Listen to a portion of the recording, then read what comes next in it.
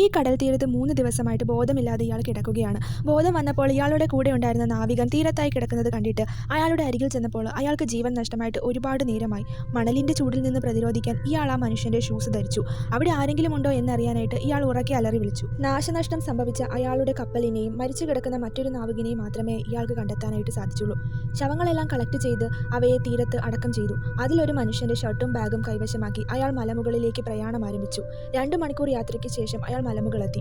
അയാൾ ഒരു ദ്വീപിലാണ് കുടുങ്ങിയിരിക്കുന്നത്. ഇവിടെ ഇയാളല്ലാതെ മറ്റൊരു മനുഷ്യജീവിയില്ല. ദേഷ്യത്താൽ തൻ്റെ ബാഗ് ഇയാൾ വലിച്ചെറിഞ്ഞു. എങ്ങനെയെങ്കിലും ഇവിടെ നിന്ന് രക്ഷപ്പെടണം എന്ന് ഇയാൾ തീരുമാനിച്ചു. ഇയാൾക്ക് നന്നായിട്ട് വിശപ്പും ദാഹവുമുണ്ട്. അപ്പോഴാണ് ഒരു തെങ്ങ് കാണുന്നത്. കല്ലെറിഞ്ഞ് ഒരു തേങ്ങ പറിച്ച് അതിലെ വെള്ളം കുടിച്ചുകൊണ്ടിരിക്കുമ്പോഴാണ് ഒരു പട്ടിയുടെ കരച്ചിൽ കേൾക്കുന്നത്. അയാൾ അതിനെ ഒരു കുഴിയിൽ നിന്നും രക്ഷിച്ചു. ഇപ്പോൾ അയാൾക്ക് ഒറ്റപ്പെടൽ തീരെ അനുഭവപ്പെടുന്നില്ല. രാത്രികളിൽ തണുപ്പിനെ മറികടക്കാൻ കല്ലുകൾ ഉരസി അയാൾ തീ കാഞ്ഞു. അയാൾ കടൽ നീന്തി തകർന്നു കിടന്ന കപ്പലിൽ നിന്ന് തൻ്റെ സാധനങ്ങൾ എടുക്കാനായിട്ട് പോയി. കുറച്ച് സാധനങ്ങൾ കെട്ടിയിട്ട് ഒരു ചങ്ങാടമുണ്ടാക്കി അവയെല്ലാം അയാൾ കരയ്ക്കെത്തിച്ചു. ഒരു ഗണ്ണുമായി പിറ്റേന്ന് അയാൾ വേട്ടയാടാൻ ദ്വീപിനുള്ളിലേക്ക് പോയി. പക്ഷേ അവിടുത്തെ കാഴ്ചകൾ ഭയാനകമായിരുന്നു. മനുഷ്യരുടെ തലയോട്ടിയും എല്ലുകളുമാണ് അയാൾക്ക് കാണാനായിട്ട് സാധിച്ചത്. ഈ ഐലൻഡിൽ നിൽക്കുന്നത് അത്ര ശരിയല്ല എന്ന് അയാൾ തിരിച്ചറിഞ്ഞു. ഇവിടെ നിന്നും രക്ഷപ്പെടാനായിട്ട് അയാൾ മരത്തടികൾ മുറിച്ച് ബോട്ട് നിർമ്മിക്കാനായിട്ട് തുടങ്ങി. ഭക്ഷണത്തിനായി അയാൾ കുറച്ച് സീഡക്സിനെ വളർത്തി.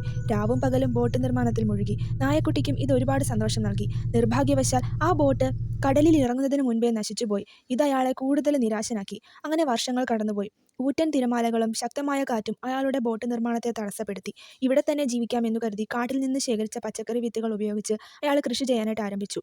അയാളുടെ ഏക ആശ്വാസം കൂടെ ഉണ്ടായിരുന്ന നായ മാത്രമായിരുന്നു. കാലം കഴിയെ നായയുടെ ആരോഗ്യം ക്ഷയിക്കാനായിട്ട് ആരംഭിച്ചു. അത് ഭക്ഷണം കഴിക്കാൻ താല്പര്യം പ്രകടിപ്പിച്ചില്ല.